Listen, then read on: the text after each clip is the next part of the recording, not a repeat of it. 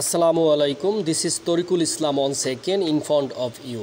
সুপ্রিয় শিক্ষার্থীরা, যে যেখান থেকে আমাদের এই ক্লাসগুলো দেখছেন সবাইকে জানাচ্ছি অনেক অনেক বেশি প্রীতি ও শুভেচ্ছা।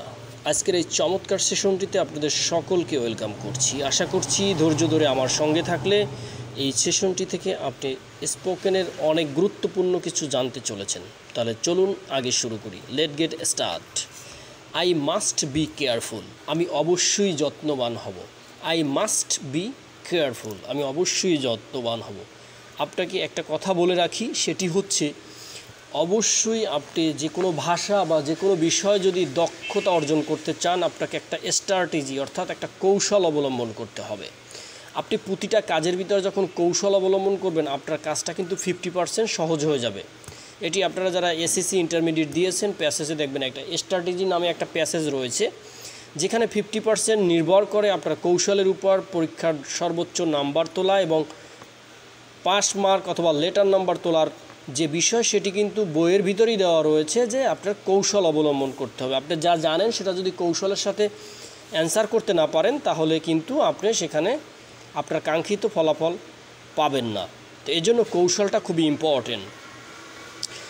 দেখেন, আই মাস্ট বি কেয়ারফুল, আমি অবশ্যই যত্নবান হব। এইখানে যদি আপনি শুধু সাবজেক্ট চেঞ্জ করে দেন, দেখেন অর্থ কিন্তু সুন্দরভাবে পরিবর্তন হয়ে যাবে। যদি আপনি এখানে বলেন ইউ মাস্ট বি কেয়ারফুল, তোমাকে অবশ্যই যত্নবান হতে হবে, অথবা ইউ মাস্ট বি কেয়ারফুল, তোমাকে অবশ্যই যত্নবান হতে হবে। হি মাস্ট বি কেয়ারফুল, তাকে অবশ্যই যত্নবান হতে হবে। দেখেন সাবজেক্ট চেঞ্জ হওয়ার কারণে কত অর্থের পরিবর্তন দাঁড়িয়ে গেছে। এই জন্য আপনাকে এই বিষয়গুলো কৌশলের সাথে কিন্তু অবলম্বন করতে হবে।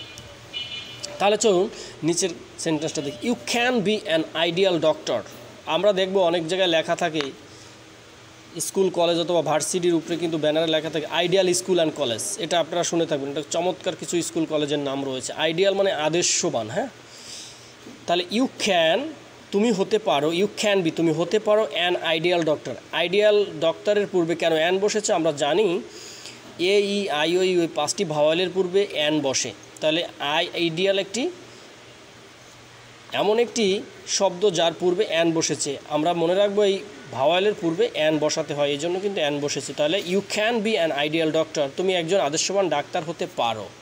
আপনারা এখানে ডক্টরের জায়গায় যে কোনো একটা বিষয় বসিয়ে দিলে কিন্তু সেন্টেন্সের রূপ অন্যদিকে চলে যাবে। You can be an ideal engineer, তুমি একজন আদর্শবান ইঞ্জিনিয়ার হতে পারো। You can be an ideal father, তুমি একজন আদর্শবান বাবা হতে পারো।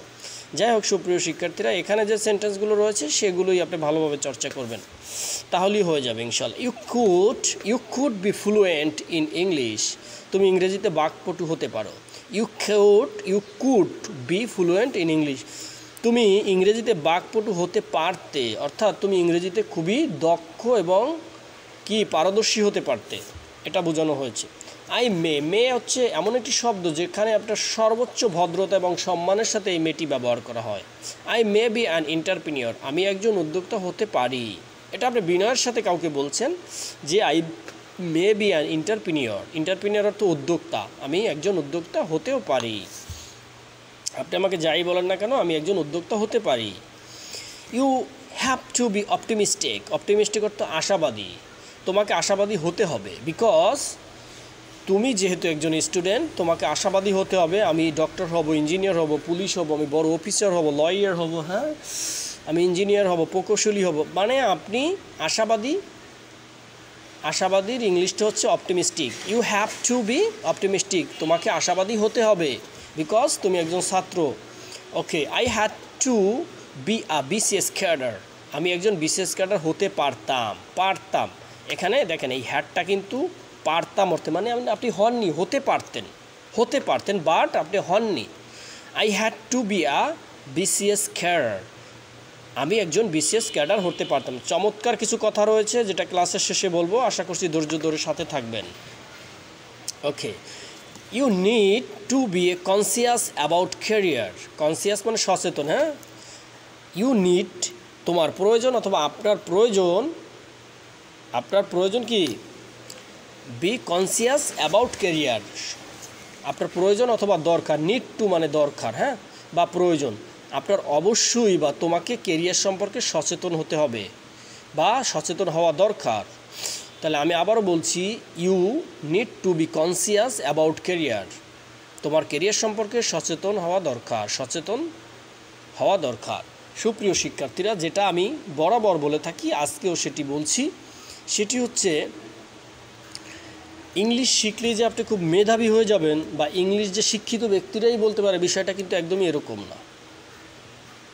যে দেশের ভাষা ইংরেজি, তাদের ভাষাটা ইংরেজি, তার মানে কি তারা খুব শিক্ষিত? বিষয়টা একদমই এরকম না। এটা একটি ভাষা। যদি আপনি এই ভাষাটা দক্ষ হতে পারেন, তাহলে আপনার সব কিছুর ক্ষেত্রে, আপনার পড়াশোনা লাইফ থেকে শুরু করে আপনার সব কিছুর ক্ষেত্রে আপনার ক্যারিয়ারের যাত্রাটা অবশ্যই সুখকর হবে। বাট ধৈর্য ধরে আপনাকে ফ্লুয়েন্টলি হতে হবে।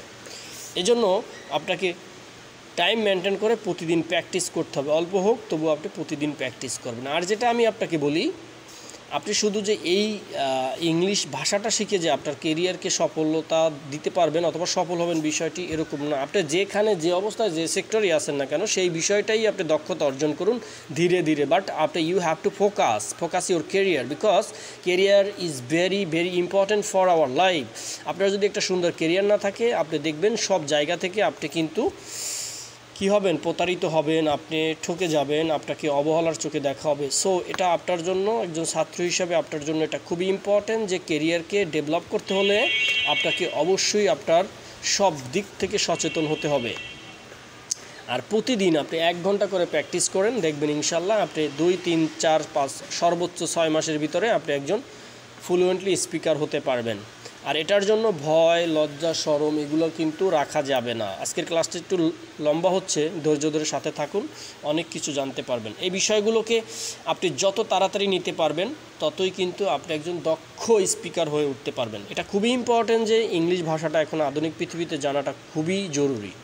সো এই বিষয়ে আপনাকে সচেতন হতে হবে, এবং আপনি যাই করেন না কেন, পাশাপাশি 1-2 ঘন্টা প্র্যাকটিস করলেই আপনি একজন ভালো স্পিকার হয়ে উঠতে পারবেন। এটা একটা ভাষা, এটা একটা ফানি ল্যাঙ্গুয়েজ বলা হয়, এটা এমন কঠিন বিষয় না। বাট আমাদের যেহেতু মাতৃভাষা না, আমাদের কাছে কঠিন মনে হয়, কিন্তু 2, 4, 6 মাস যখন আপনি প্র্যাকটিস করবেন, তখন এটা আর কঠিন মনে হবে না।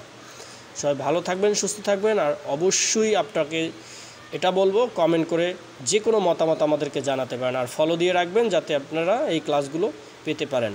আর যারা আমাদের এখানে নতুন রয়েছেন, তারা আমাদের পিছনের ক্লাসগুলো দেখে আসতে পারেন। ভালো লাগলে লাইক, কমেন্ট, শেয়ার করে আমাদের সঙ্গে জুড়ে থাকবেন। সবাই ভালো থাকবেন, সুস্থ থাকবেন, এই প্রত্যাশা আজকে এখানে রাখছি। আসসালামু আলাইকুম।